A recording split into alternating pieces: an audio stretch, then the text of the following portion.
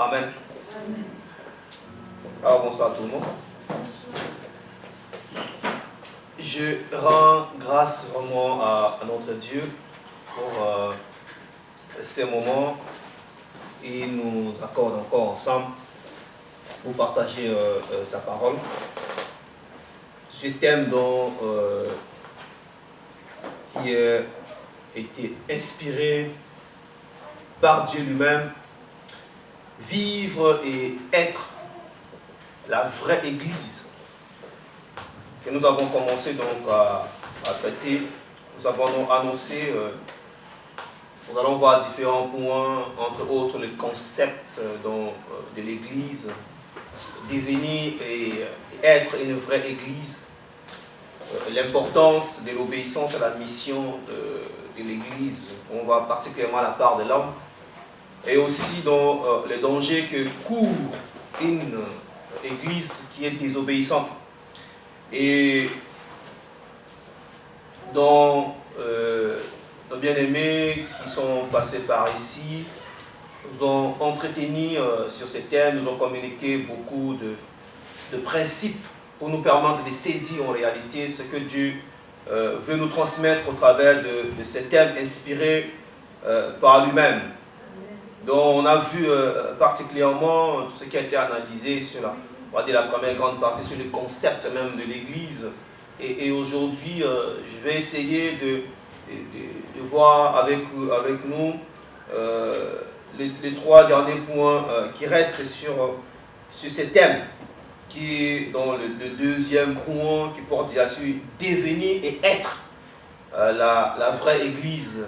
Comment devenir cette Église, comment être cette Église, quel est le processus qui va permettre d'être cette Église, la vraie Église, vivre et être cette vraie Église qui est en réalité l'organe que Jésus-Christ a laissé dans le monde afin de continuer à annoncer la parole et permettre aux créatures de Dieu de recevoir le salut qu'il a offert à tout le monde par son Fils Jésus-Christ. Et je peux faire un bref rappel, nous sommes partis d'un exemple naturel de notre existence en tant qu'être humain pour comprendre notre existence spirituelle, parce qu'on parle de l'Église, ici nous avons vu qu'il ne s'agit pas d'un concept, d'un bâtiment dans lequel on va aller pour écouter la parole, mais il s'agit d'une personne qui a cru en Jésus-Christ, qui a reçu la parole de Jésus-Christ, qui est bâtie, c'est ce que Christ dit, que je bâtirai mon Église. Donc une personne qui a accepté la parole, qui a cru à cette parole qui est bâtie et qui porte l'esprit de Jésus-Christ, qui porte la parole de Jésus-Christ, qui porte la vie de Dieu et qui l'exprime maintenant sur la terre, qui est apte et aussi à annoncer la parole de Dieu afin de permettre que les hommes ou les cœurs retournent à Dieu dans la parole véritable. C'est pourquoi nous sommes partis dans des concepts d'une existence naturelle de nous, de chacun de nous en tant qu'être humain, pour comprendre l'existence spirituelle, de l'être spirituel que nous sommes appelés à devenir, qui est en réalité le concept de l'Église véritable, qui est la personne qui va retourner à Dieu, parce que nous allons comprendre qu'en réalité, la personne qui va retourner à Dieu, c'est l'Église de Jésus-Christ, c'est son épouse.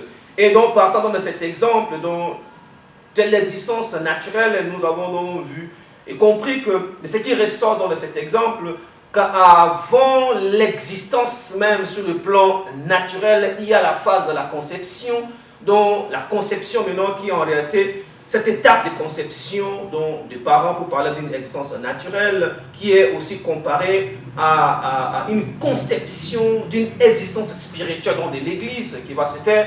Donc de la même manière qu'un enfant, avant de naître, il y a une conception dans la part des parents. L'existence de l'Église, une personne Église aussi, va nécessiter une conception qui va se faire par Jésus-Christ, selon la pensée véritable de Dieu, ce que nous avons vu dans Romains chapitre 8, le verset 28 et verset 29 qui parle de Jésus-Christ, donc de Dieu qui a prédestiné, ceux qu'il a appelés, il les a aussi prédestinés. Donc il y aura une phase de cette conception, une personne qui est appelée à devenir Église va être aussi conçue dans la pensée de Dieu. dans la pensée de Dieu par notre Seigneur Jésus-Christ. Et aussi maintenant, il va avoir une phase d'existence réelle qui est la naissance, qu'on peut voir sur le plan naturel. On va voir maintenant un enfant qui va naître. Il en est de même pour une personne église, une personne, la naissance spirituelle. On verra aussi maintenant cette naissance qui va se faire par la parole de Dieu. On a vu dans Jean chapitre 3, où on parle de naître d'eau et d'esprit, naître de nouveau lors de l'entretien de Jésus-Christ avec Nicodème. Et on voit maintenant sur le plan naturel qu'un enfant va naître, il aura tout. Il y aura le bain, il y aura les yeux, il y aura des bras, il y aura les pieds, il y aura tout ce qu'il faut pour lui permettre d'accomplir sur la terre, mais il ne peut encore rien faire. Est-ce que nous comprenons? Il ne peut encore rien faire, mais il a déjà les capacités, on va dire qu'il a la potentialité pour devenir et faire quelque chose. Et donc, on passe maintenant, on va voir l'étape de ce qu'on appelle maintenant une étape de développement et de la croissance qui va permettre maintenant à aller, qui va tendre maintenant vers la maturité. C'est ainsi que sur le plan naturel, on parlera d'une personne qui est arrivée à maturité. On le verra sur le plan naturel par rapport à ce qu'elle devient capable d'accomplir ou de faire des choses comme ses parents. Un enfant qui est né, qui va grandir et qui va être aussi capable de faire des choses comme ses parents, qui peut s'occuper des choses à la maison, qui va aller travailler, qui pourra prendre en charge beaucoup de choses. Donc, et on verra sur le plan naturel, nous avons donc vu que naturellement, on va voir les aspects visibles ou extérieurs de cette personne par rapport à ce qu'il peut faire et qu'on dira que non, il y a telle personne par exemple à réussir dans la vie. Et sur le plan spirituel, ce qui concerne l'Église, nous avons comparé cela à ce qui ressort de Luc chapitre 8, le verset 40, parlant donc des disciples qui devient donc Matthieu, un disciple maintenant qui devient comme son maître et qui va faire maintenant comme Jésus-Christ. Et ensuite, donc, partant de ça, on a commencé à voir le concept donc, de l'Église même, qui était important donc, à savoir. Donc nous comprenons qu'en réalité, vivre et être la vraie Église dans ce monde, c'est déjà savoir que je dois exister. Celui qui ne sait pas qu'il doit exister ne peut pas en réalité être la vraie Église. Parce qu'on ne sort pas de nulle part. Tout comme un enfant n'est pas sorti de nulle part, n'existe pas par lui-même. Donc il y a une phase de conception. Celui qui veut, qui accepte la parole de Jésus-Christ, qui veut vivre et être l'Église véritable de Jésus-Christ, la vraie Église, doit savoir que je dois exister. Et je vais naître de nouveau. Je vais exister. J'ai un cadre dans lequel je vais grandir. Je vais recevoir la nourriture qui va permettre que je devienne mature. Et aussi à la maturité, je serai capable de faire des choses comme mon Seigneur Jésus-Christ. Nous avons donc vu et défini le concept de l'Église parce qu'il était important de savoir. Parce qu'en réalité, aujourd'hui, nous avons une très mauvaise compréhension du concept même de l'Église. Et Dieu nous a défini, on est parti sur l'étymologie du concept même de l'Église pour comprendre qu'en réalité, aujourd'hui, on parle de l'Église, mais quand on regarde l'étymologie même de ce terme, on va voir que c'est un terme qui, en réalité, Jésus-Christ l'a emprunté dans les mots. C'est un terme qui existait déjà. Parce qu'on parle du concept d'ecclésia, qui en réalité un ensemble de personnes qui étaient appelées, mises à part, pour s'occuper des affaires importantes d'une nation. Donc, et Christ, maintenant, quand il arrive, il utilise ce terme. Il dit, je bâtirai mon église. Donc, je vais constituer aussi, moi, un ensemble de personnes que je vais mettre à part et à qui je vais confier dans les affaires importantes d'une nation. Mais ce ne sera pas la nation terrestre, mais ce sera une nation céleste. Il s'agira donc du royaume des cieux. Donc, de la même manière qu'à l'époque, on pouvait voir que Ecclésia, qui est en réalité un ensemble de personnes qui ont été mises à part pour s'occuper des affaires importantes d'une nation, qui pouvaient prendre des décisions en ce qui concerne les affaires importantes d'un pays. Christ, maintenant, quand il arrive, il dit que je bâtirai mon église. Donc, je vais constituer aussi Ecclésia. Je vais mettre en place un ensemble de personnes qui vont être mises à part et les mettre à part en réalité. Il va les sortir d'un système du monde et je vais les confier maintenant la responsabilité en ce qui concerne mon royaume, la nation 7, parlant ainsi donc du royaume des dieux. Et c'est ainsi maintenant qu'on va voir Christ va mettre à plat l'église par de je bâtirai mon église et les portes du séjour des morts ne prévaudront point contre elle. C'est ainsi que dans la définition du concept de l'église, nous avons donc souligné deux notions importantes, deux termes importants, qui sont premièrement l'appel et la séparation. Il y a l'appel, Christ appelle parce qu'il t'appelle. Et maintenant, l'appel vise une chose. Il t'appelle pour te sortir du système du monde. Il faut maintenant que tu acceptes cet appel-là. Et donc la personne qui est appelée, ou qui aujourd'hui, le chrétien, qui veut être et vivre comme la vraie église, doit savoir que, en tant que vraie église, Christ est venu et il m'a appelé. Il m'appelle pour me sortir d'un système du monde. Il dit que je bâtirai mon église. Ça veut dire, il veut faire de moi une personne à qui il va confier des choses importantes en ce qui concerne le royaume des cieux. Et les choses importantes qui concernent les choses dont le royaume des cieux, qui est une nation sainte, il va le bâtir en moi. Ça ne sera pas, je ne vais pas aller comme le gens du monde à l'époque, on va peut-être aller quelque part s'asseoir pour nous former. La formation que Jésus-Christ maintenant va faire, en réalité, ça va être une formation spirituelle. Pour qu'il te confie maintenant les choses du royaume céleste, il va en réalité venir les bâtir en toi. Il va te rendre capable toi-même de porter d'abord ces choses importantes du royaume des cieux. Il faut que tu les portes toi-même en toi. Et c'est ainsi maintenant que tu seras capable à toi-même, qu'il va te le confier pour être capable de transmettre cela. C'est pourquoi nous avons vu qu'en réalité, Dieu a envoyé son Fils Jésus-Christ dans le monde. Il est venu pour sauver les mondes. Et Christ maintenant, qu'est-ce qu'il a fait? Il vient bâtir son église et il va léguer à l'église le pouvoir de continuer à annoncer la parole et de présenter la vie au monde pour que le monde retourne à Dieu dans la vie véritable. Et c'est ainsi maintenant que nous comprenons qu'en réalité, vivre ou être et vivre dans ce monde comme la vraie église, c'est comprendre que Christ vient me sortir d'un système. Et il me sort pourquoi? Parce qu'il veut me séparer. L'appel ici vise une chose, il veut t'amener dans le royaume des cieux. Et pour que tu entres dans le royaume des cieux, en réalité, cela va nécessiter en sorte que tu quittes le royaume dans lequel tu es. Le royaume de ce monde. C'est pourquoi on parle du concept de la séparation. Appeler et te séparer. Donc tu vas te séparer de quoi? Te séparer de ce monde. Et la séparation de ce monde n'a rien à voir avec une séparation physique. On ne parle pas d'un ensemble de personnes qui vont aller s'enfermer quelque part, comme le pasteur Richard pouvait dire que non, ils s'enferment dans une grotte et ils attendent le retour de Jésus. Non, il ne s'agit pas de cela, non. Il ne s'agit pas des gens que Christ est venu appeler. Christ ne nous appelle pas pour dire que non, nous avons reçu la vie, maintenant restons entre nous, enfermons-nous et attendons le retour de Christ. Non, la séparation Christ va faire, il s'agit d'une séparation en ce qui concerne l'ancienne vie.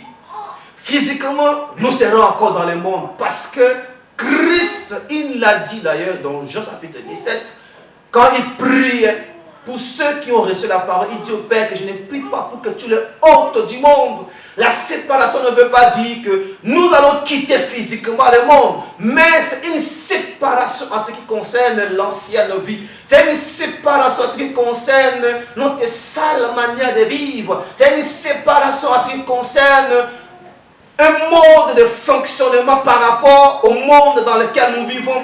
Une séparation, ce qui concerne une manière d'être que nous voyons dans ce monde.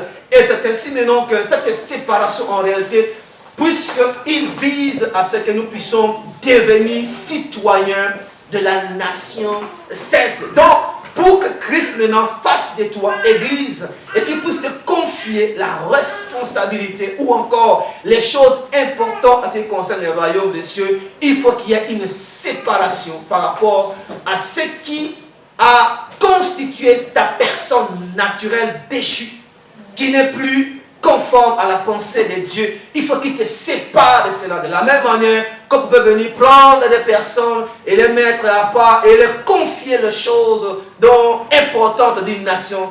Christ, quand il arrive dans la nation sainte, dans là où il veut t'amener, dans son royaume, Là-bas, on parle des concepts, on parle de la vie avec Dieu. Les choses importantes de ces royaumes, c'est l'obéissance à la parole de Dieu. Les choses importantes de ces royaumes, c'est la soumission. Les choses importantes de ces royaumes, c'est l'humilité. Les choses importantes de ces royaumes, c'est la vie avec Dieu. Les choses importantes de ces royaumes, c'est le pardon. Les choses importantes de ces royaumes, c'est apprendre à quitter sa personne. Les choses, c'est toutes ces choses-là. Et Christ, en réalité, ne peut pas te confier ces choses si il ne vient pas les bâtir en toi. Il ne peut pas te confier ces choses si tu n'es pas capable de les porter en toi. C'est pourquoi dans la définition de l'Église, nous voyons ces deux termes importants, l'appel et la séparation. L'appel vise à ce que tu puisses recevoir la parole. Et l'appel va se faire principalement par la parole.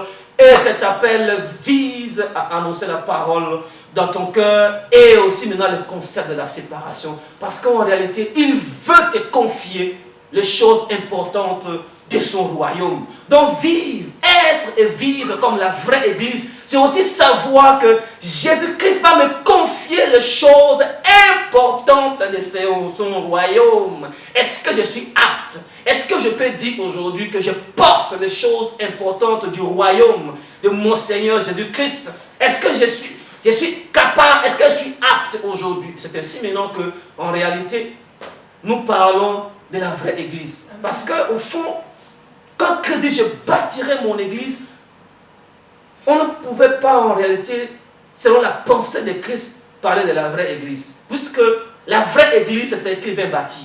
Mais maintenant, pourquoi est-ce que nous parlons aujourd'hui de la vraie Église? C'est simplement parce que nous voulons la différencier de la fausse Église.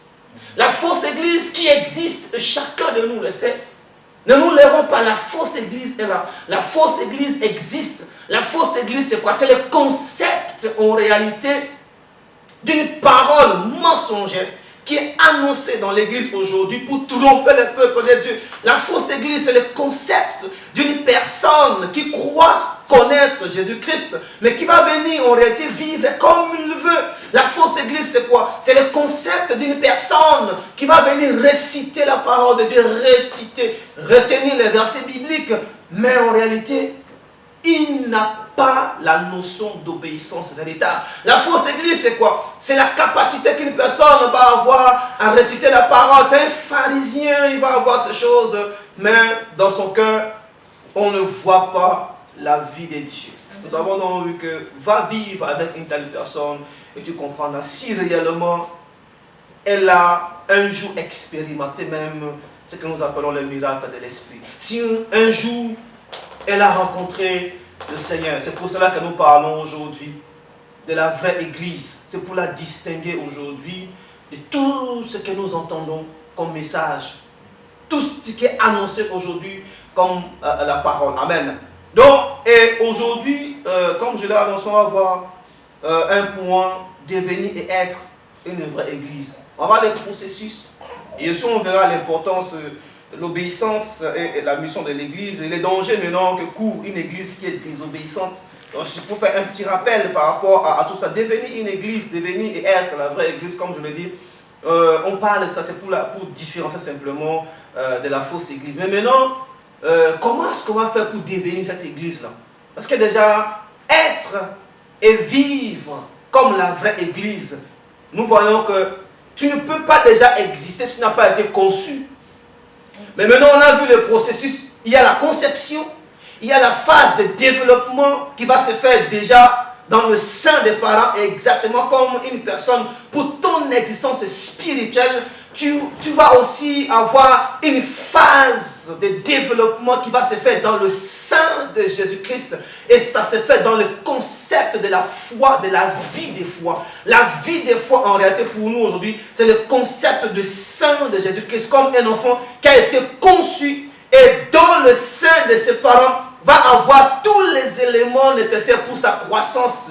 Il n'est pas encore né, mais dans le sein de ses parents, il y a tout ce qu'il faut pour sa croissance. La croissance déjà à l'intérieur et aussi maintenant il y aura la phase d'existence réelle qui est la naissance que les hommes maintenant vont voir. Et donc pour nous aujourd'hui, l'Église, donc dans la conception, il y a de la phase de la conception et dans le sein de Jésus-Christ, il va avoir la phase de développement interne que généralement les gens ne vont pas voir. Et je bénis Dieu parce que c'est le moment important où si une personne qui a accepté Christ et qui veut devenir l'église véritable, si tu as mal négocié cette phase-là, tu vas en réalité naître, mais tu seras un mort-né. Parce que dans le sein de Christ, on va voir qu'il y a tous ces éléments nécessaires pour permettre maintenant ta croissance. C'est pendant que tu as été conçu, la parole que Dieu annonce a été en contact avec ton cœur. Maintenant, tu acceptes la parole de Jésus-Christ. Il va avoir cette phase où maintenant, il va t'apprendre maintenant comment vivre avec Dieu. Il va t'apprendre comment il y a des choses que tu vas laisser. Parce qu'il va t'amener dans une existence spirituelle et tu vas apprendre la marche avec lui. Mais maintenant, si tu négocies très mal cette phase-là, et c'est généralement la phase interne où Dieu commence à faire un travail dans le cœur. Il commence à t'illuminer, à te faire voir l'homme méchant que tu es. Et tu sursautes, tu te rends compte que on m'a toujours dit que je suis gentil. Mais tu te rends compte que quand la parole de Dieu arrive dans ton cœur, il te fait voir l'homme méchant que tu es. Et tu as du mal à accepter que tu es méchant. Mais il faut maintenant que tu acceptes et que tu négocies bien cette phase-là. Et c'est ainsi maintenant, celui qui a bien négocié cette phase-là, il pourra naître. Quand tu es né, maintenant, on voit l'exemple d'une personne église. Tu nais spirituellement.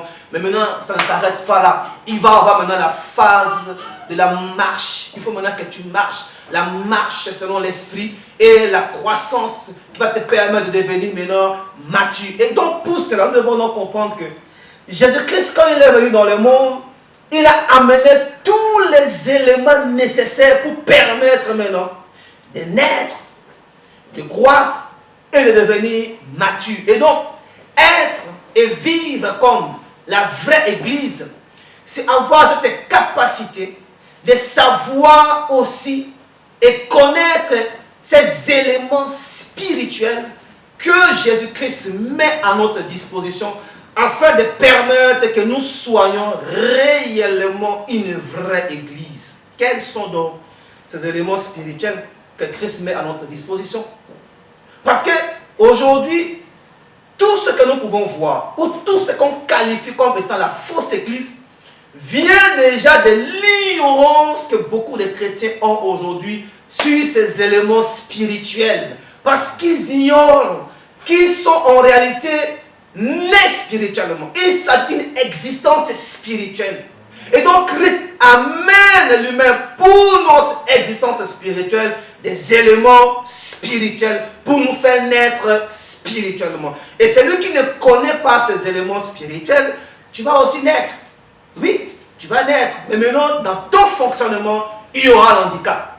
Dans ton fonctionnement, c'est à ce moment-là qu'on va parler de la fausse église. Dans ton fonctionnement, tu vas marcher, tu vas fonctionner, oubliant maintenant ces éléments spirituels qui t'ont fondé et qui ont permis maintenant ton existence. Et si tu les ignores, en réalité, on parlera ainsi de toi comme étant une fausse église, parce que tout ce que tu vas faire, ça ne sera pas pour Christ, mais ça sera par rapport à l'homme, ça sera par rapport à toi-même. Et ces éléments, on va le voir, ça nous est révélé dans la parole de Dieu dans 1 Jean, chapitre 5.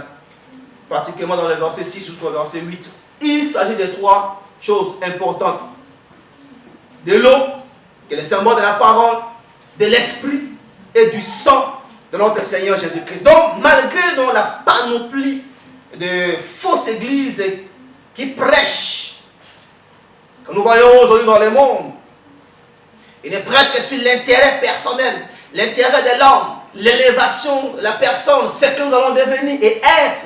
Malgré toute cette panoplie que nous voyons aujourd'hui, que chacun de nous peut reconnaître et le réaliser, on n'a qu'à allumer nos ordinateurs, aller sur Internet et voir tout ce que les gens annoncent. Ou même allons dans la rue un dimanche, on va voir toutes ces choses. Malgré tout cela, nous bénissons notre Dieu parce qu'il se garde toujours un reste fidèle. Il y a quand même des gens aujourd'hui dans le monde de la foi qui sont souciés de transmettre et de communiquer la parole de la vérité. Il y a ce nombre, il y a sur ce ministère. J'ai béni Dieu pour cela. Amen. Donc, il y a des gens aujourd'hui qui sont soucieux de communiquer et de transmettre la parole de vérité. Et c'est ce que le Seigneur fait avec nous. Vous êtes bénis, mes frères.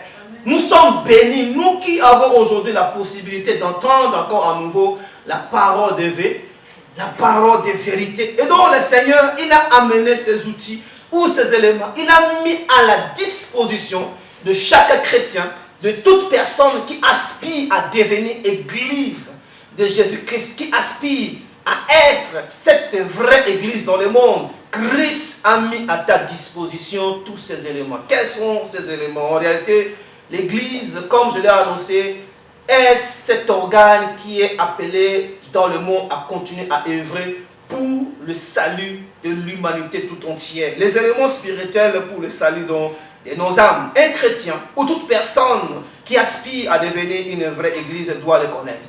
Tu dois connaître ces éléments spirituels que Jésus-Christ qui est venu te donner la vie a mis à ta disposition.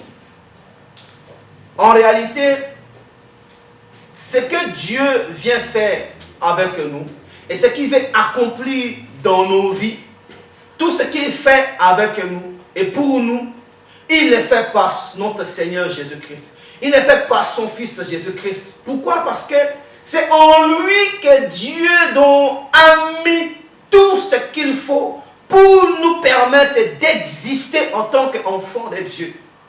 C'est par lui que nous allons exister maintenant et devenir aussi fils de Dieu comme qui? Comme Jésus-Christ. Dans Colossiens chapitre 1, verset 19, il est dit: Dieu a voulu que toute la plénitude habita en lui. Donc la plénitude de Dieu, c'est-à-dire tout ce qui est de Dieu, nous l'avons en Jésus-Christ. Tout ce qui est de Dieu, tout ce qui est de Dieu, tout ce qui est en Dieu, nous l'avons en Jésus-Christ, comme d'ailleurs pour le voir dans Jean chapitre 1, le verset 16. Il a dit que nous avons tous reçu de sa plénitude de grâce pour grâce. Et Christ pouvait d'ailleurs lui-même dire que si vous ne mangez ma chair, vous ne buvez mon sang, vous ne pouvez avoir la vie en vous-même. Et par ailleurs, il a dit que le Père a la vie en lui-même. Il a donné au Fils d'avoir la vie en lui-même. Donc, la vie du Père, le Fils porte en lui. Il dit que le Père a donné au Fils la vie. Il a donné au Fils d'avoir la vie. Le Père a en lui la vie. Il a donné au Fils d'avoir la vie en lui-même. Et le Fils dit que non, celui qui ne mange ma chair et ne boit mon sang, il ne peut avoir la vie en lui-même. Et ce concept d'ailleurs, nous voyons que c'est un concept déjà qui nécessite qu'un cœur puisse déjà accepter. C'est consentant, un cœur qui consent et qui peut en réalité manger la parole véritable de notre Seigneur Jésus-Christ. Donc, tout enfant de Dieu qui ignore ces concepts-là, tu ne peux pas être une vraie église. Si tu ignores ces éléments spirituels que Christ est venu apporter et qui a mis à ta disposition, tu ne peux pas être une vraie église. On va dans ce passage de 1 Jean chapitre 5. Pourquoi? Parce que il apporte l'esprit. L'esprit pourquoi? Parce que c'est l'esprit qui va permettre déjà que tu sois adopté. C'est l'Esprit de Dieu qui vient te régénérer. Il régénère ton Esprit Saint. Il permet que nous soyons adoptés. Nous sommes fils de Dieu par son Esprit. C'est ce qu'on va dans Romains. Et la parole, l'eau que le symbole de la parole, va permettre de nous illuminer et permettre ainsi maintenant que nous puissions recevoir tout ce qui est de Dieu par notre Seigneur Jésus-Christ. Et le sang qui donne, qui est le sang qui vient ôter le péché. Beaucoup de chrétiens ignorent ces éléments et malheureusement, l'église aujourd'hui, la fausse église, je peux le dire ainsi, qui annonce une parole qui ne vise que l'intérêt de l'homme sur la terre. Quand on part dans l'église écouter ce genre de paroles, qu'est-ce qu'on remarque? Les chrétiens sont encore davantage détruits plus qu'autre chose. Il suffit de poser la question un dimanche. On sort d'une église où après notre réunion, allons dans la rue, rencontrons des gens qui ont été dans des églises, posons-leur la question: qu'est-ce que vous avez appris aujourd'hui? Qu'est-ce qu'on vous a enseigné? On sera étonné des différentes réponses qu'on va entendre. Peu de gens vont vous dire que non, même citer un seul verset de la parole. Vous dites que non, on a ouvert la Bible dans tel passage, Même le thème du jour, ils ne savent pas. Ils ne savent pas. Mais ils sont prompts à parler de leur pasteur. Qu'est-ce que vous avez vu aujourd'hui? Ah, notre pasteur a bien prêché. Qu'est-ce que vous avez vu aujourd'hui? Ah, c'était vraiment fire. Qu'est-ce que vous avez vu aujourd'hui? Les miracles, il y a un pasteur qui est venu de Hong Kong. Il a fait des miracles. Voilà ce qu'on entend. Mais il est incapable de dire, aujourd'hui, les chrétiens, ils sont incapables de vous dire, après une réunion, que voici ce que j'ai écouté de la parole de Dieu. On a ouvert la parole dans tel passage, le pasteur nous a annoncé, et j'ai compris deux grands principes qui va permettre que mon âme retourne à Dieu. Impossible. C'est très rare d'entendre un chrétien aujourd'hui parler ainsi. Quand vous lui posez la question, après 2 heures, 3 heures, parfois j'en même 4 heures d'une réunion. Parce que les 4 heures, il a passé à faire, que l'homme de Dieu, entre guillemets, il a passé à faire des miracles, des choses, il est sauté, il descend, il souffle sur les gens, il a reçu toutes sortes d'offrandes des pasteurs jusqu'aux ongles des pasteurs, l'offrande pour la chevelure de maman pasteur, l'offrande pour la pagne des pasteurs, pour les chaussures des pasteurs, l'offrande pour les pantalons du... Tout ça pendant 4 heures du temps. Mais c'est évident que quand on sort d'une telle réunion, tu poses la question à un enfant d'un chrétien, qu'est-ce que vous avez vu aujourd'hui? On a été bénis. Voilà ce que les enfants de Dieu savent dire aujourd'hui. Qu'est-ce que vous avez vu? Et ça peut déjà vous mettre une puce à l'oreille, ça va que non. Je ne suis pas loin d'une personne qui aurait été sort d'une fausse église. Je n'ai pas besoin d'une grande révélation. D'autres encore qui ont été déçus par le système de l'église. Quand tu lui poses la question, par exemple, un jour de réunion, un dimanche, après dans la semaine, chacun organise comme il veut selon l'Esprit de Dieu. Mais dimanche, quand tu dis, Canard, mon frère, qu'est-ce qui s'est passé? Qu'est-ce que tu as fait aujourd'hui? Ah, j'étais chez moi à la maison. Mais tu as fait quoi? Qu'est-ce qui s'est passé? Non, mais tu sais, j'ai été tellement déçu de l'église que maintenant, j'écoute à la maison. Moi-même, j'allume mon ordinateur et il y a tout type de messages que je reçois. Et de toute façon, la personne que je reçois, j'ai un site là, je regarde et j'écoute. Et il m'a dit que non, on n'allait même plus dans des églises, tout ça. Non, mais c'est une folie. C'est une folie. Nous voyons aujourd'hui qu'en fait, c'est quelque chose que le diable a mis en place pour qu'il n'y ait pas l'encadrement. Vivre, être et vivre comme une vraie église. Nous allons voir qu'en réalité, il s'agit aussi d'être capable d'évoluer dans un cadre que Christ maintenant va mettre en place pour te permettre d'évoluer et de continuer à marcher dans l'obéissance à notre Seigneur Jésus-Christ. Même si tu es né, même si tu es devenu mature, ne nous leurrons pas. C'est lui qui, à un moment, sort du cadre que Christ a mis en place pour continuer à te donner la parole, tu vas te perdre. Tu vas te perdre. Pour preuve, le Seigneur lui-même, quand il est venu, il avait une assemblée. Ceux qu'il a appelés, ça constituait déjà son église. Il a dit que je bâtirai mon église. Il était avec eux. Il a continué à les encadrer. Personne n'a quitté ces cadres-là. Et nous avons pour preuve, la personne qui à chaque fois pouvait courir, sortir des cadres, aller parler par derrière. Nous avons vu sa preuve. Qu'est-ce qui s'est passé? Il s'est perdu. Judas Iscariote. Quand Christ était là, il parlait avec les autres. À un moment, il s'éclipsait. Il parlait derrière. Comploter contre le Seigneur Christ, Jésus-Christ. La preuve, il était là, il était appelé, certes. Mais à un moment, il fait quoi? Il a quitté les cadres. Tu ne peux pas dire qu'aujourd'hui, ah non, je suis là-bas, j'ai entendu, et je n'ai pas appris là-bas. Non, c'est faux. Et je vais dire une chose. Quand je parle de, ah, je suis resté à la maison, et je regarde sur les sites, c'est différent de ce qu'on voit aujourd'hui pour nos bien-aimés, par exemple, qui nous suivent sur YouTube et sur autres. Je ne suis pas en train de vous dire que non, restez chez vous, ou venez, vous allez seulement recevoir la parole, que si vous êtes ici, non. Le Seigneur permet aujourd'hui que nous, en tant qu'Église, nous puissions utiliser tous les moyens technologiques qui sont mis à notre disposition pour annoncer aussi la parole de Dieu. Et dans ces cadres, il y a des gens, par exemple, qui vont nous suivre sur Internet et autres, mais c'est des gens qui sont encadrés. Je parle des gens qui n'ont pas d'encadreur. Ils sont des singletons libres. Vraiment, c'est des faussaires. Et ces genres de personnes, ils sont très dangereux. Parce que dès qu'ils sortent, après avoir écouté tout type de choses, il n'a pas une orientation. Il n'a pas un responsable qui le suit. Il n'a pas un responsable qui peut dire que non, ah tiens, tu peux aller par exemple, voilà dans un lien, comme on t'a dit que non, voilà dans un lien, va sur YouTube, tu vas écouter tel message. On ne t'a pas indiqué, mais toi-même tu pars, tu te mets, voilà maintenant, j'ai tous les messages à ma disposition, tu cliques ici, tu cliques là-bas, tu cliques là-bas. Dès que tu sors, mais tu ne seras qu'une panoplie de fausseté. Parce que tu sortiras de là avec plusieurs doctrines. Parce que tu as été simplement ballotté à tout vent des doctrines. Et quand une telle personne, quand tu les rencontres, que tu vas lui parler de Christ véritable qui peut se révéler dans son cœur, tu vas être heurté à un mur.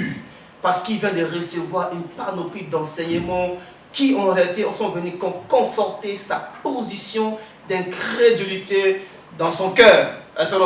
Donc c'est important de savoir cela. Donc ces éléments spirituels sont importants à connaître, à comprendre et à pratiquer spirituellement. Il est vrai que le concept donc de manger la parole, comme je l'ai dit, se fait avec le cœur, parce que c'est Christ qui dit, c'est lui qui ne mange ma chair, qui ne boit mon sang, ne peut avoir la vie en lui-même. Et donc, Dieu vient, il nous donne son esprit. L'esprit est donné dans un processus. C'est un processus et c'est pour permettre que nous puissions devenir enfants d'adoption de Dieu par notre Seigneur Jésus-Christ. Et le concept donc du sang de notre Seigneur Jésus-Christ, c'est le sang d'obéissance qui va permettre de doter notre péché et nous réconcilier avec Dieu le Père. Et en réalité, c'est de permettre aussi maintenant que nous rendre capables nous-mêmes de lutter. Quand on dit le sang d'obéissance, ça ôte les péchés. Christ a tout accompli. Le concept de sang montre aussi que toi-même, aujourd'hui, tu entres dans une phase où tu es né maintenant de nouveau. Tu vas grandir et tu vas quitter aussi le lait, la nourriture, le lait. Et tu vas maintenant commencer à recevoir la nourriture solide qui va te rendre capable maintenant toi-même de crucifier ta chair, de quitter le rudiment de ce monde, de quitter l'amour de ce monde, de quitter les choses de la terre et apprendre l'obéissance véritable. Vivre et être la vraie église, c'est apprendre toi-même chaque jour aussi à quitter ces mauvaises habitudes et apprendre à te forcer toi-même à obéir à la parole de Jésus-Christ. D'ailleurs, on peut voir dans Hébreux chapitre 12, verset 4, il dit que vous n'avez pas encore lutté. Il faut lutter jusqu'au sang. Vous n'avez pas encore lutté contre les péchés. L'homme, c'est lui qui va être et vivre pour être comme une vraie église. C'est une personne qui a la compréhension telle que je vis dans le monde et chaque jour, je dois me battre pour maintenir ma chair. Cette chair, je dois la maintenir sous la domination et le pouvoir, l'autorité de Jésus-Christ. Et si je ne le fais pas, je vais basculer dans la désobéissance. Être la vraie église, c'est avoir cette capacité-là. C'est savoir que non, c'est à moi. Ce n'est pas toujours le pasteur qui va venir dire non, mais c'est toi, le pasteur, le responsable, il t'annonce la parole. Mais toi, être la vraie église, ce n'est plus une histoire de pasteur, mais c'est ton affaire à toi avec ton Dieu. Parce que Dieu te regarde dans le monde et il veut te voir évoluer. Il veut, je dirais entre guillemets aussi, parier sur toi. Parce que je dis parier sur moi, comme il a fait pour Job dans la Bible. Il est venu, quelque chose s'est passé dans l'invisible. Sur un homme, ça peut être comme un chrétien aujourd'hui. Il y a un match qui se passe dans l'invisible sur toi. Mais est-ce que Dieu peut compter sur toi? Satan va voir Dieu, il dit, d'où viens-tu? Il dit, quand je veux me promener. C'est ça son travail. Il se promène. Il cherche quoi? Il cherche les gens qui ne savent pas, qui doivent être la vraie église et qui doivent se battre pour obéir. Et Dieu lui dit, mais as-tu vu mon serviteur Job? Est-ce que Dieu peut dire de toi, as-tu vu mon serviteur? As-tu vu celle-là qui est devenue l'église véritable? Et il dit, ah, est-ce que c'est parce que tu l'as béni, tu l'as prouvé, Dieu dit, ok, vas-y, prends tout. La Bible nous fait comprendre qu'avec tout ce qu'il a fait, Job est demeuré intègre et obéissant. Donc, en réalité, être la vraie église, c'est savoir que c'est moi qui dois me battre tous les jours pour demeurer obéissant. Je dois lutter jusqu'au sang, lutter contre les péchés. C'est à moi. Si ça ne va pas, pasteur, prie pour moi, soutiens-moi, ou mon frère, prie pour moi, soutiens-moi, oui, mais c'est à moi. Ce n'est ça sera personne qui va venir à ta place pour obéir à ta place, non. Et c'est ce que d'ailleurs le Seigneur va nous dire dans Matthieu. Il nous dit que pour comprendre aussi, vivre, être et vivre comme la vraie Église, c'est avoir la capacité de savoir qu'aujourd'hui, les royaumes dont Dieu appartient aux violents, ce sont les violents qui sont la base. La violence, c'est par rapport à quoi? En réalité, la violence, ça va se faire sur ta chair. La violence, ça concerne tes mauvaises manières d'être, de vivre. La violence, ça concerne tes désirs qui t'oppressent à faire les choses, non pas comme Dieu. Mais maintenant, tu vas faire violence à tes désirs pour dire que non, mes désirs, taisez-vous. Ici, c'est Dieu et Dieu seul maintenant qui va agir. C'est ça être la vraie Église. La vraie Église, c'est ça. La vraie Église, ce n'est pas seulement que je connais, je cite les paroles. Non, la vraie Église, c'est cette personne-là qui a la capacité de faire violence sur sa chair, sur ses désirs, sur ses pensées. Les pensées viennent dire que non, je ne sais pas. Au point où il y a certaines personnes qui restent comme ça et qui pensent qu'ils ne pensent pas. Mais c'est faux. Il suffit de poser la question, il reste comme ça. Mon frère, il se saute. Ah, tu penses à quoi? Rien. Oh, comment rien? Mais c'est impossible, tout le temps pense toujours à quelque chose. En fait, son système mental a atteint un niveau tel que c'est le diable qui est assis dans sa tête. Et il est fait même oublier des choses sur lesquelles il pensait.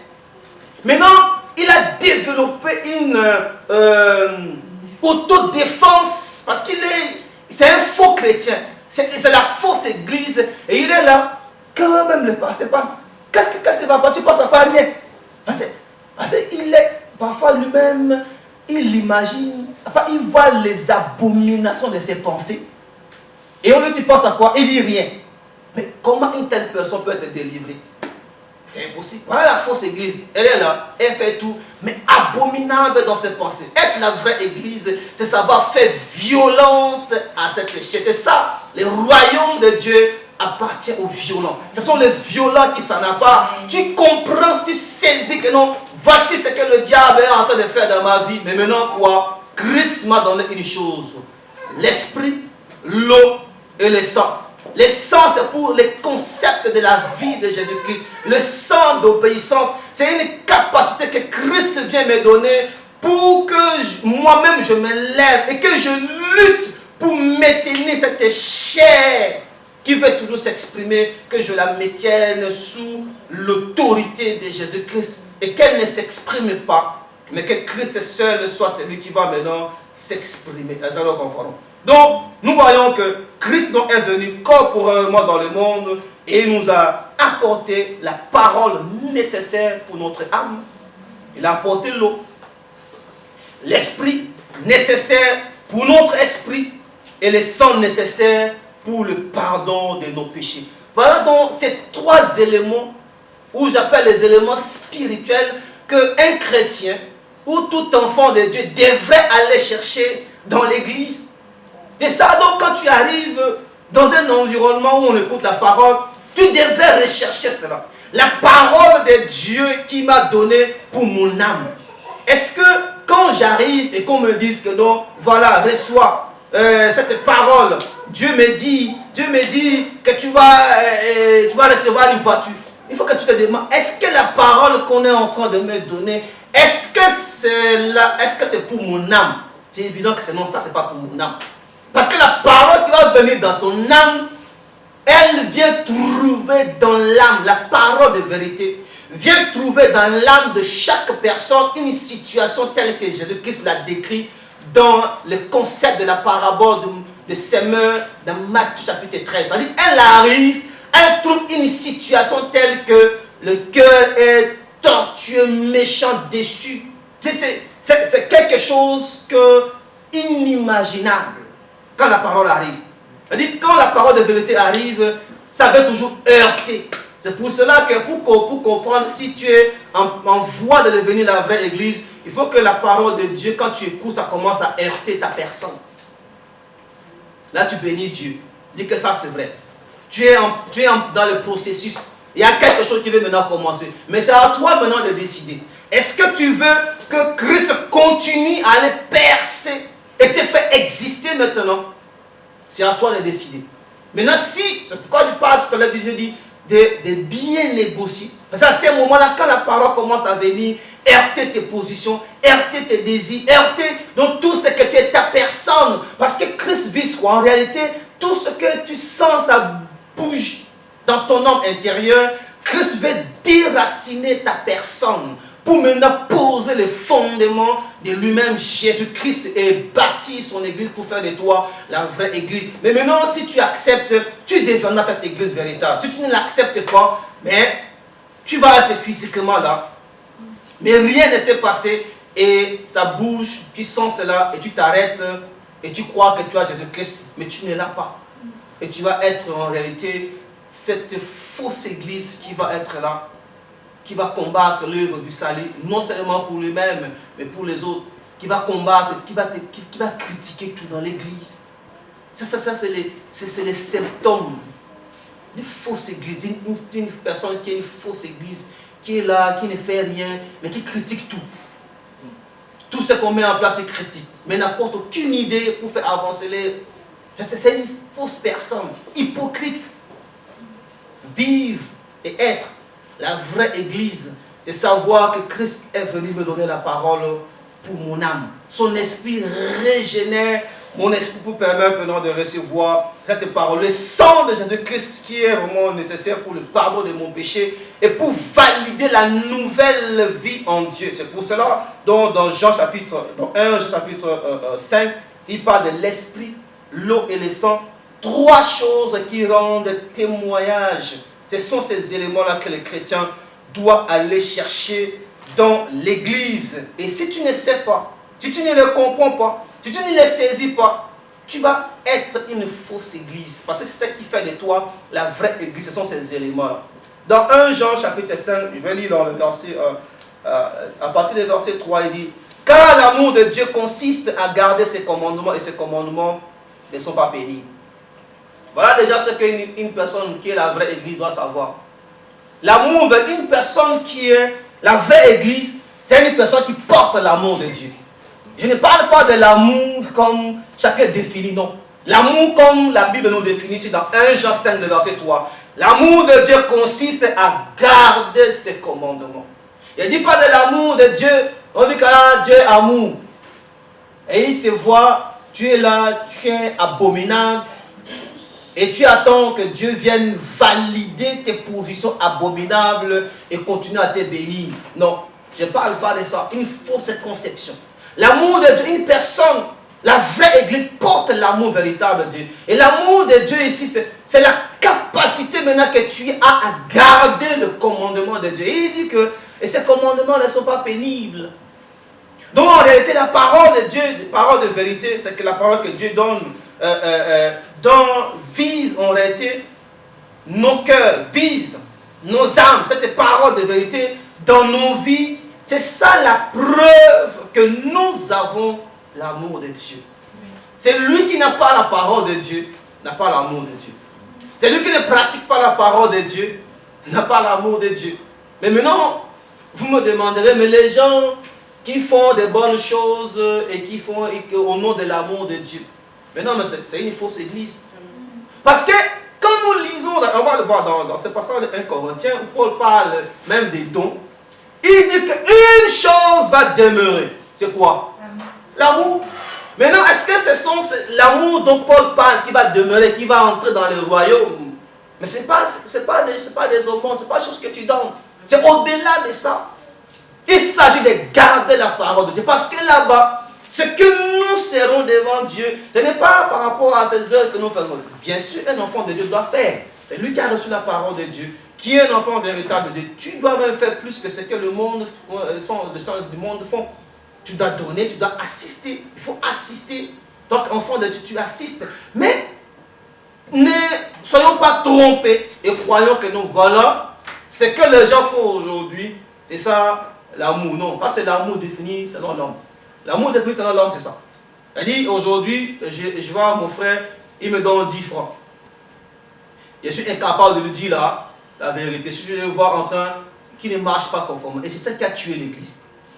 Beaucoup d'hommes de Dieu aujourd'hui sont incapables de manifester le vrai amour de Dieu pour les chrétiens.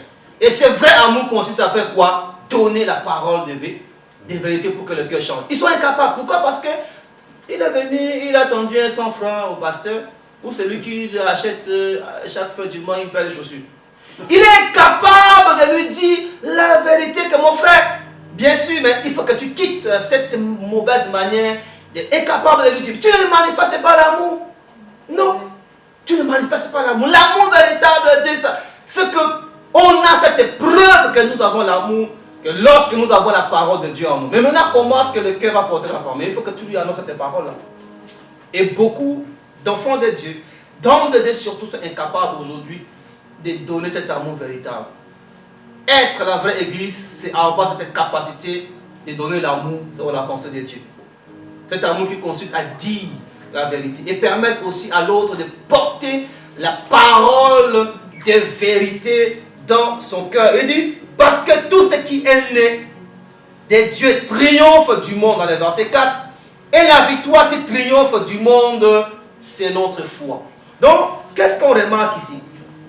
La vraie église, ou une personne qui est vraie église, c'est une personne, on verra ça dans sa capacité à triompher de l'esprit qui est dans le monde. Parce que nous avons vu dans la définition du concept de l'église que église, ça veut dire appelé hors hors du système du monde. La vraie église, une personne qui est appelée, tu es et tu vas vivre comme la vraie église, c'est ta capacité à ne plus marcher conformément au système de ce monde. Tu ne te conformes plus aux choses, à comment le monde marche, comment le monde s'habille, comment le monde parle, comment le monde fait. Tu ne te conformes plus à ce monde, mais tu vas vivre dans le monde, tu vas te servir des choses de ce monde, tu vas utiliser les téléphones. Je ne veux pas dire que non, marcher maintenant au système du monde, que non, il y a un téléphone. Je ne dis pas, non, c'est faux. Le téléphone, ce n'est pas le téléphone qui est un démon, le démon c'est toi. Ce n'est pas la tablette qui est un démon, c'est toi qui es le démon, parce qu'en réalité, ce que Dieu a voulu faire dans ton cœur, il vient par sa parole détacher ton cœur de la tablette. Mais maintenant, qu'est-ce qui se passe? Généralement, malheureusement, la fausse église, c'est une personne qui vient, il a acquis une tablette, un outil de travail, sans plus. Même l'argent. Ne donnons pas à l'argent une valeur plus que ce qu'il représente. L'argent, ça sert, j'achète ça et j'utilise, c'est tout. On n'en parle plus. C'est ça, ça sert à ça. Mais aujourd'hui, les gens veulent donner, même à la voiture. On veut donner à la voiture une importance plus que ne laisse, ça se permet à transporter, ça te transporte. Aujourd'hui, on arrive à l'heure, c'est tout. Point barre. La voiture, ça s'arrête là. Le jour où il a la panne, on continue l'œuvre. On ne s'arrête pas. C'est ça la vraie église. Mais maintenant, qu'est-ce qui se passe? Donc aujourd'hui, puisque on est incapable de triompher du monde, on vit conformément au système du monde. Les gens dans l'église aujourd'hui, j'entends même certains hommes de Dieu dire que nous sommes dans le monde et nous allons bâtir des systèmes parallèles au monde. Non. Notre modèle n'est pas le monde. C'est quoi cette histoire de bâtir un système parallèle au monde? Non. Si Dieu veut maintenant que nous, voilà, il veut nous bénir, il veut maintenant qu'on achète un immeuble, il donne l'argent, on construit des immeubles, on continue à faire l'œuvre de qui? L'œuvre de Dieu. Gloire à Dieu. Mais on ne va pas se lever maintenant, on va dire que non, on va bâtir, on va avoir un immeuble aussi comme dans le monde. Non. On va comparer l'immeuble que le Seigneur nous a donné pour son œuvre au monde. C'est une folie. Et ça, généralement, c'est la fausse église qui pense ainsi. Et avec cette mentalité, tu ne peux pas triompher de l'esprit du monde. Tu bâtis l'œuvre de Dieu comme étant un système qui est parallèle au système du monde, tu ne pourras pas accomplir ta mission qui est de sortir aussi du système du monde comme Christ a sorti par son Esprit Saint. Les autres, d'autres personnes qui sont encore dans le monde, tu seras faux. Parce que tu vas aller maintenant dans les compromis. Tu vas être faux. Et malheureusement, beaucoup d'enfants de Dieu, beaucoup, surtout d'hommes de Dieu sont devenus des faux. Ce sont des compromis. J'entends des langages tels que ah, nous sommes des ministres, nous devons être plus que ministres du monde. Oui, c'est vrai. Mais dans quel sens? Si le ministre du monde a 100 personnes, toi tu dois avoir des 100. C'est faux. C'est pas ça. Si tu dois être plus que le ministre du monde, ça veut dire quoi? Que si le ministre de ce monde, c'est un orgueilleux, toi on doit avoir l'humilité. Amen. C'est ça. Si le ministre du monde, mais il a 400 maîtresses. Mais toi, on doit voir quelqu'un même qui est tellement, il a décidé d'être un eunuque pour l'œuvre de Dieu. Mais aujourd'hui, les hommes de Dieu, ministres de ce monde, plus qu'un ministre de Dieu, si le ministre de ce monde a 3 femmes, lui il doit avoir 5. Si le ministre du monde il a 100 personnes, lui il doit avoir des 100. S'il doit avoir un jet privé, lui il doit avoir un jet privé. Non, c'est faux. C'est que tu n'es pas le ministre comme Dieu le veut. Tu es déjà à côté de la plaque, mon frère. Mais gloire à Dieu parce qu'aujourd'hui, il permet qu'on t'annonce la parole de vérité. Il veut que tu sois et que tu deviennes la vraie église. Que tu comprennes que non, je suis dans le monde, je vais triompher de l'Esprit de Dieu. Tout ce qui est né de... Est-ce que tu es né de Dieu? Homme de Dieu. Enfant de Dieu. Est-ce que tu es né de Dieu? Et toi en moi. La Bible dit que tout ce qui est né de Dieu triomphe du monde. Est-ce que tu es né de Dieu? Celui qui est né de Dieu va triompher du monde. Va triompher de l'esprit du monde. Ne sera pas dominé par l'esprit du monde. Et c'est ça la vraie église. La vraie église marche en réalité en opposition totale à l'esprit qui est dans le monde. Ce n'est pas lui qui marche en opposition, mais en réalité, il porte en lui un esprit qui est opposé à l'esprit qui est dans le monde. C'est-à-dire, il arrive quelque part, nous l'avons vu, il n'a même pas besoin de dire que je suis chrétien. Mais l'esprit du monde sait qu'il est. C'est-à-dire, tu arrives au travail, tu ne parles même pas, tu n'as pas ouvert la bouche pour dire que non, oh Jésus-Christ, Dieu a dit ceci, non. Mais tu es là, on sent que celui-ci, il ne réfléchit pas comme nous. Parce que tu portes en toi un esprit qui est opposé par lui-même déjà à l'esprit qui est dans les mondes. Tu es là, tu es assis, tu ne parles pas beaucoup, mais les gens ne peuvent pas venir et s'asseoir et commencer à parler de bêtises à tes côtés. Eux-mêmes, déjà, ils vont dire que non, ils n'aiment pas souvent quand on parle de ça. Mais tu ne leur as jamais dit que tu n'aimes pas. Jamais. Mais ils savent qu'ils n'aiment pas. Ils disent non, vu comment il est, ils n'aiment pas. C'est ça. Être la vraie église de Jésus-Christ. Et le jour où Dieu va permettre que tu ouvres ta bouche, que tu parles, ça va attester. Amen. Ça va attester, il va dire que non, c'est vrai, c'est qu'il dit, mais maintenant, quitte à chacun maintenant de choisir véritablement, de prendre cette parole, de retourner à Dieu ou pas. La vraie église, ce n'est pas celle qui va te précipiter pour aller faire ces choses. Là, ça nous comparons. Donc, il y a déjà ça. Et aussi, maintenant, il y a le concept d'encadrement du peuple de Dieu. Il y a ces éléments spirituels que le Seigneur met donc à ta disposition. Quand nous lisons pour lire à la maison, le verset 5, 6 jusqu'au verset 8, il dit: qui est celui qui a triomphé du monde, sinon celui qui croit que Jésus-Christ est le Fils de Dieu. Le verset 6, c'est lui, Jésus-Christ, qui est venu avec l'eau et le sang. Non seulement avec l'eau seulement, mais avec l'eau et le sang et l'esprit qui rend témoignage parce que l'esprit est la vérité. Il y a une chose que je vais souligner ici. Jean dit non seulement avec l'eau, mais aussi avec quoi? Les sangs. C'est très important de comprendre et de savoir. Pourquoi? Parce que ici, il insiste, il donne encore une précision sur le sang. Il insiste sur le sang. Pourquoi? Parce qu'il s'agit de la vie de Jésus-Christ. Il veut parler de l'œuvre de la croix.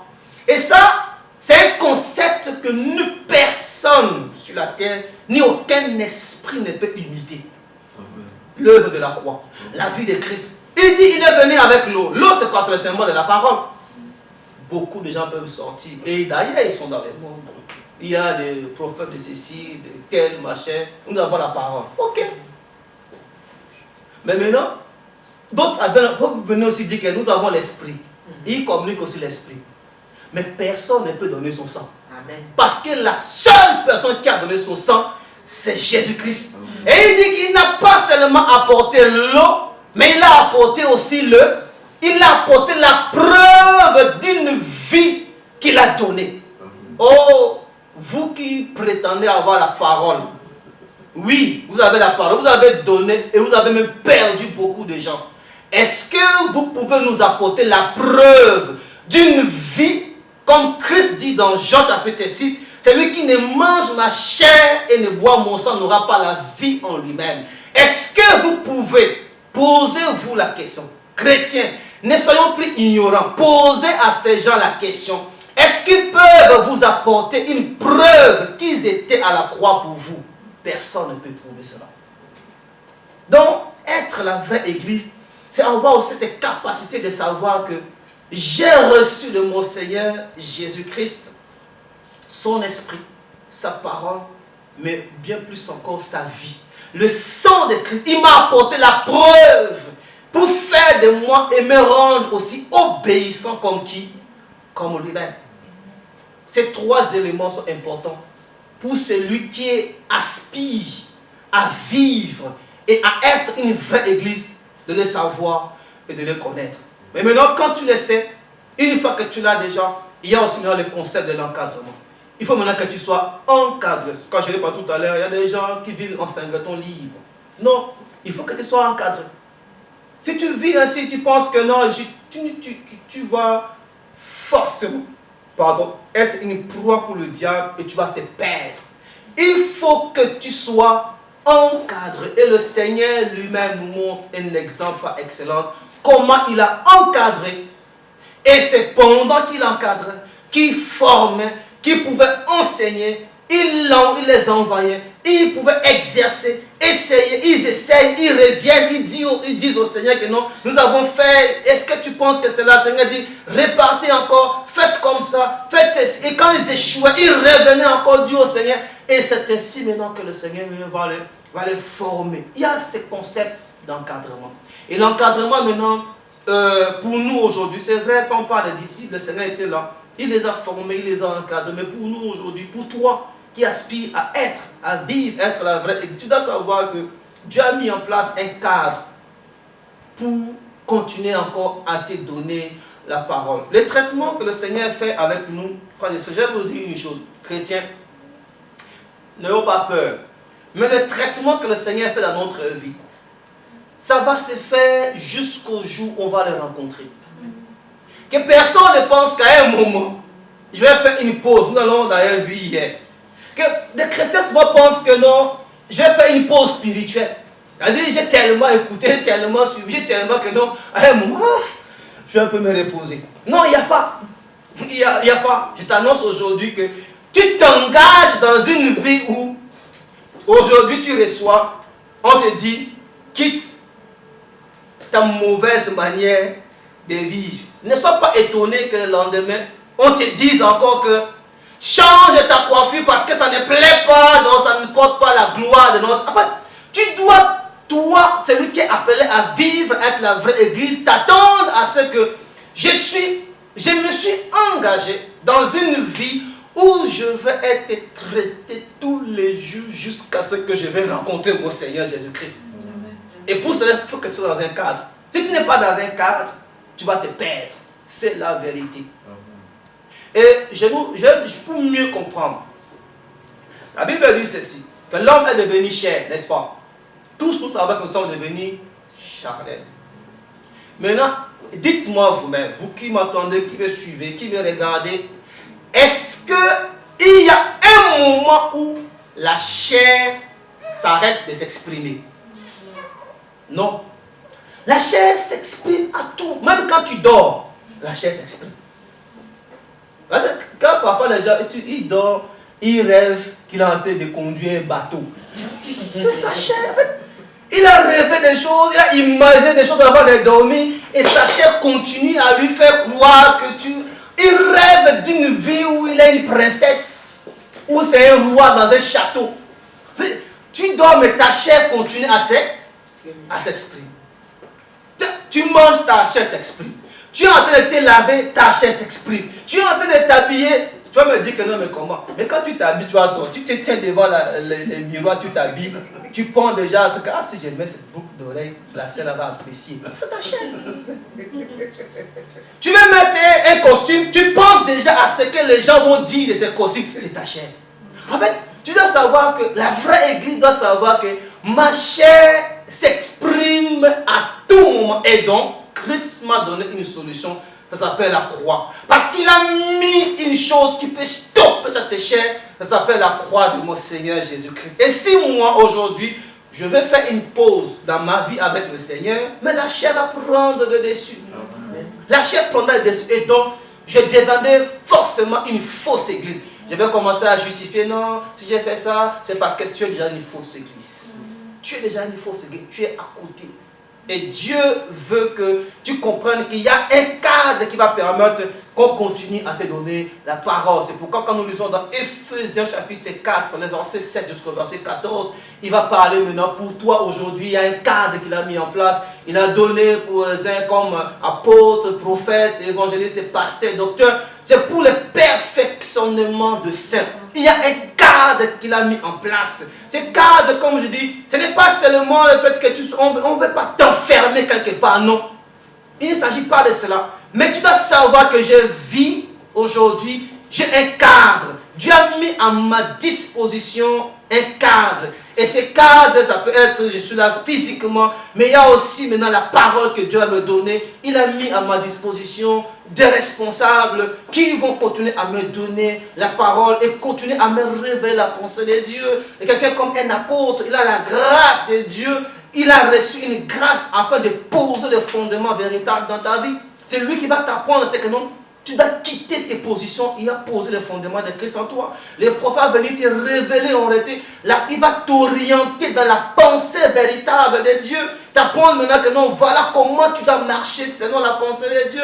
Le docteur ou l'enseignant, il va venir maintenant, encore te faire comprendre davantage. Tu vas lire la parole, les gars. Quelqu'un comme Lenny et Chopin, il arrive là, il ouvre la parole, il lit. Il ne comprend rien. Et il va Philippe, il dit que non, mais les prophètes, ils parlent. Mais de qui ils parlent? Est-ce que les prophètes parlent de lui-même? Et beaucoup de chrétiens sont comme ça aujourd'hui. Il ouvre la parole, il dit qu'il a compris. Tu n'as rien compris. Et Dieu a mis à ta disposition dans un cadre des gens qui peuvent t'enseigner. Un enseignant, un docteur, il va maintenant, même par rapport à ce que tu lis ou tu as écouté, il va maintenant t'expliquer et t'amener dans la compréhension véritable. Le pasteur est là.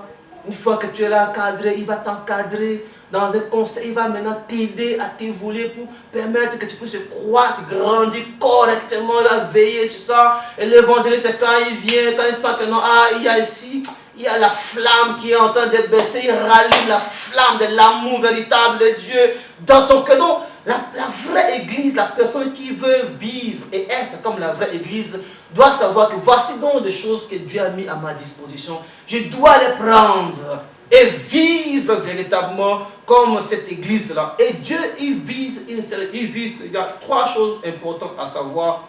Le perfectionnement des saints en vue de l'œuvre du ministère, comme il sort dans de ces passages, et de l'édification du corps de Christ. Et pour le perfectionnement, en fait, tu reçois la parole, tu nais, tu existes. Il faut que tu puisses grandir. Tu ne vas pas seulement rester là comme un bébé. Non. Le perfectionnement des saints. Et Christ a dit, te donne tout ce qu'il faut pour grandir, pour croître. Tu vas devenir mature. L'œuvre du ministère, nous devons savoir que dans l'œuvre du ministère, c'est toi, église, la vraie église, le chrétien qui fait l'œuvre du ministère. Ce n'est pas le pasteur. Ce n'est pas le responsable. Mais c'est le chrétien qui fait l'œuvre du ministère. Vous êtes étonné, mais comment? Mais c'est vrai. C'est le chrétien qui fait l'œuvre du ministère. Et aujourd'hui, qu'est-ce qui se passe? Malheureusement, beaucoup de chrétiens aujourd'hui ignorent cela. Et quand ils parlent d'œuvrer pour le Seigneur, les gens aujourd'hui ne voient que l'aspect de la proclamation de la parole. Quand les chrétiens arrivent, quelqu'un arrive dans l'église, une voix, il aspire à devenir pasteur, prophète, docteur. C'est ça que les gens regardent. Mais en réalité, quand tu arrives, tu entres dans le corps de Christ. Et comme pour le corps physique, a plusieurs membres et chaque membre est hyper important. Chacun de nous, c'est un corps et il connaît, il peut voir l'importance des membres de ton corps. Qui peut me dire qu'il n'a pas besoin de son doigt? C'est qu'on coupe ton doigt. Mais tu vas voir que c'est un handicap majeur. Personne ne comprend. Personne ne peut dire que je n'ai pas besoin de mon pied. Personne ne peut dire que je n'ai pas besoin de mes ongles. Quand on vient arracher cela, tu vas voir comment tu as fait plusieurs jours à la maison sans rien faire. Personne ne comprend. C'est pareil. Mais maintenant, qu'est-ce qui se passe? Les gens, quand ils arrivent, et ils voient. En fait, d'ailleurs, Paul, quand il parle du concept même du don, il dit d'aspirer au don le meilleur. Et il précise d'ailleurs, il parle même de ce qui est plus que l'amour véritable. Quand on parle de tout ce qui est l'aspect des dons et autres. Mais maintenant, qu'est-ce qui se passe? Quand les gens arrivent dans une communauté, quand ils aspirent au don le meilleur, ils voient que devenir pasteur, devenir docteur, enseigner la parole. Mais ils oublient que quand tu viens au Seigneur, toi qui aspires à devenir la vraie église, Dieu a donné à chaque personne un don, un talent, et qu'il veut simplement que tu puisses mettre à sa disposition pour l'œuvre du ministère. C'est tout. C'est tout ce que le Seigneur te demande. La Bible dit qu'il a donné à chacun selon la mesure. Est-ce que toi qui aspires à devenir un grand prophète, est-ce que c'est la mesure que le Seigneur t'a donnée? Quand on est dans le corps de Christ, il y a tellement de choses à faire. Il y a tellement de choses à faire. Mais les chrétiens, qu'est-ce que c'est malheureusement? Ils aspirent à des choses qu'ils estiment être valorisants. Mais quand le Seigneur lui regarde, je pense, réfléchissons ensemble. Tu arrives dans une église, la parole doit être annoncée. Dieu lui a prévu quoi? Il y a une personne qui va annoncer la parole. Ça peut être un pasteur, un prophète, bref, ou bien un frère qui va annoncer la parole. Même pas de pasteur, un frère qui va annoncer la parole. Maintenant, pour recevoir la parole, il faut quoi? Aujourd'hui, on disait que nous utilisons tous ces moyens technologiques. Il faut que les micros soient posés, il faut que la caméra soit posée, il faut que les chaises soient rangées, il faut que la salle soit propre. Il faut toutes ces choses. Maintenant, quand le Seigneur lui regarde, il voit quoi? Il doit voir un fonctionnement cohérent dans un environnement qui va permettre que la parole soit annoncée. Maintenant, si tout le monde veut devenir le prédicateur, quand les gens vont venir pour recevoir la parole, ils vont s'asseoir où? Est-ce que Dieu aura fait ce qu'il a envie de faire? Non. Les gens vont arriver, ils vont trouver que la salle est vide, c'est sale, c'est pas propre. Ils vont retourner. Dieu a voulu faire quoi? Gagner une personne, il ne l'a pas fait. À cause de quoi? Parce que tout le monde veut prêcher. S'il n'y a personne pour poser les micros, comment on a fait maintenant que Dieu permette qu'il y ait une foule nombreuse qui venait entendre? Comment les gens qui sont là-bas alors vont écouter? Parce que toi tu veux faire quoi? Toi-même prendre le micro et faire quoi? Et cette chose qui s'appelle micro, ça tue les gens. Je déteste ça. Mais on va utiliser ça. Gloire à Dieu. Pour permettre que les gens puissent recevoir la parole. Mais les micros, ça tue les gens. Les micros. La personne qui est appelée à devenir la vraie église, c'est que je serai sauvé non pas avec les micros en main. Preuve. Qu'est-ce qui est né avec les micros en main? Personne. Personne n'est né avec les micros. Si tu es au moins né avec un micro, on dit que celui-là, laissons-le. Il est né avec un micro. Mais personne n'est né avec un micro. Mais donc, tu lui donnes un micro pour prendre encore, ça devient un problème. Homme de Dieu, qu'est-ce qui se passe? Remets le micro. Faut se Il va parler encore. Rends le micro, homme de Dieu. Les micros, ça tue. Et tellement, on a tellement parlé du micro. Toute personne qui vient à l'église veut quoi? Le micro. Seigneur, délivre-nous. La vraie église, si tu veux vivre et être la vraie église, c'est savoir que dans le corps de Christ, peut-être que la mesure, la grâce